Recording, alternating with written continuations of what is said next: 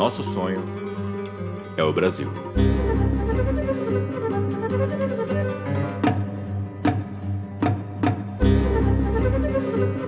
Com certeza. Você falou do Peru, né? O pessoal esquece desse tamanho da Amazônia que realmente transcende o Brasil, de certa maneira, né? Tem áreas que não ficam no Brasil. E os conhecimentos ali tem um trânsito muito grande, né? Eu, quando tive em Cusco, uma coisa que me chamou muita atenção, e Cusco né, um centro, assim, uma cidade muito movimentada, muitos turistas estrangeiros, e tem, assim, a ayahuasca lá, por exemplo, é uma coisa de um acesso muito fácil.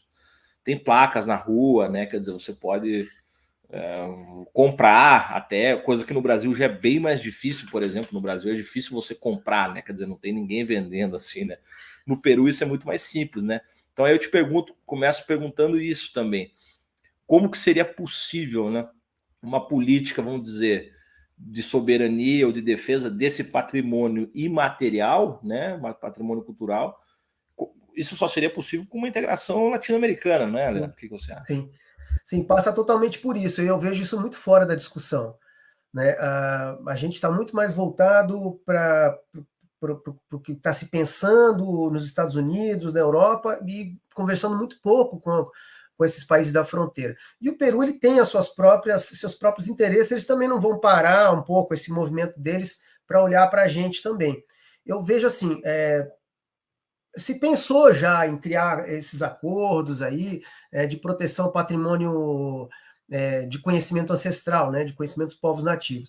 Eu acho que isso é um caminho muito longo. Eu acho que o caminho mais próximo, que seria mais factível, seria a gente fazer acordos entre as universidades brasileiras, as universidades peruanas, e estudar esses patrimônios, convocando os povos indígenas, né, abrindo esse espaço porque eles têm esse interesse de estar na universidade. Pelo menos os povos da região onde eu convivo, há esse interesse em buscar também esse conhecimento e essa certificação do conhecimento, vamos dizer, ocidental da universidade. Então, tem o interesse deles de vir para a universidade, né, de aprenderem e também de trocar os seus conhecimentos. Eu acho que a universidade seria o grande, na minha concepção, seria o grande motor para a gente trabalhar com essa biodiversidade, ou seja, mais do que estar simplesmente fazendo acordos para fechar, criar novas leis para dificultar o acesso ao conhecimento, que eu vejo que isso é impossível, é que nem tapar o sol com a peneira.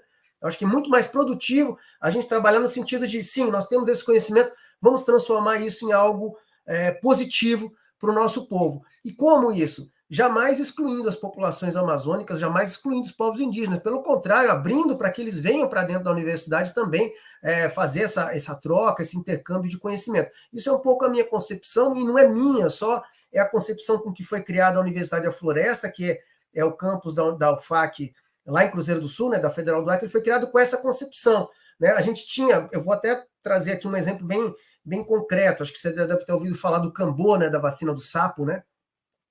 Eu acho que você já, não sei se a Sara já ouviu falar do Cambô, da vacina do sapo, né? Pois é, não só ouvi falar, como já tomei diversas vezes. E você, Sara, já tomou Cambô já? Não, só ouvi falar. O Cambô tá famoso agora, né? O Cambô tá famoso, tá né? Pois eu tomei Cambô a primeira vez. Como é que é? Eu tomei Cambô a primeira vez em Porto Velho. Eu tomei em Porto Velho. Isso na capital, né, de Rondônia, tomei em Porto Velho, isso em 1999, eu tinha 14 para 15 anos, tomei bem jovem, e tinha um pessoal lá que já fazia, e foi bem legal, né? Com o seu Chico, talvez, né? Eu tomei com a pessoa que me deu é falecido já, inclusive, é Luziário o nome dele, depois ele levou em São Paulo. Luziário, conhece o Luziário? Pois é, tomei com o Luziário. Conheço.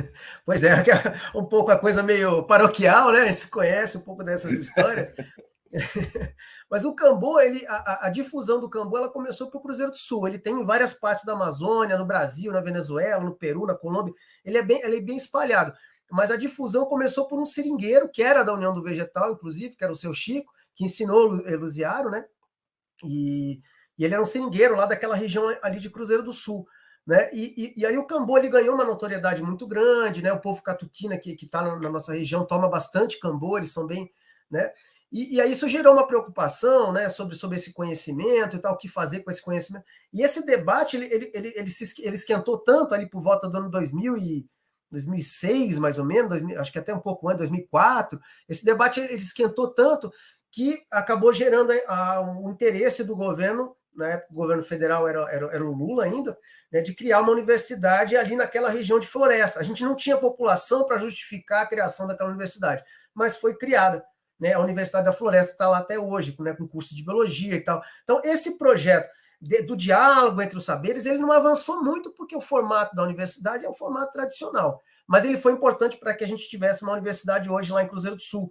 Então, eu vejo que assim, avançar nessa concepção, né, de diálogo entre os saberes, diálogos entre os conhecimentos, pensando sim como um patrimônio nacional, por que não? Hoje de certa forma, é um tabu em alguns segmentos, algumas esferas das ciências humanas, da ciência social, justamente a questão da utilização desse conhecimento.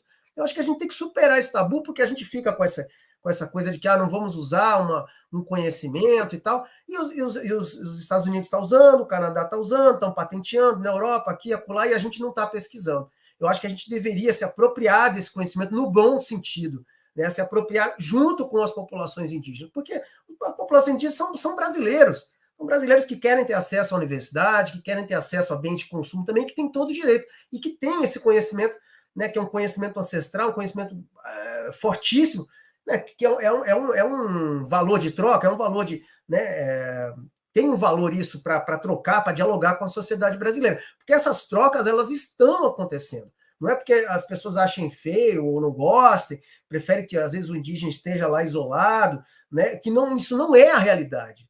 Os indígenas não estão isolados, eles estão fazendo essas trocas, né? Você mesmo é testemunha, e eles trocam com aquilo que eles têm. Se eles têm artesanato, eles trocam artesanato.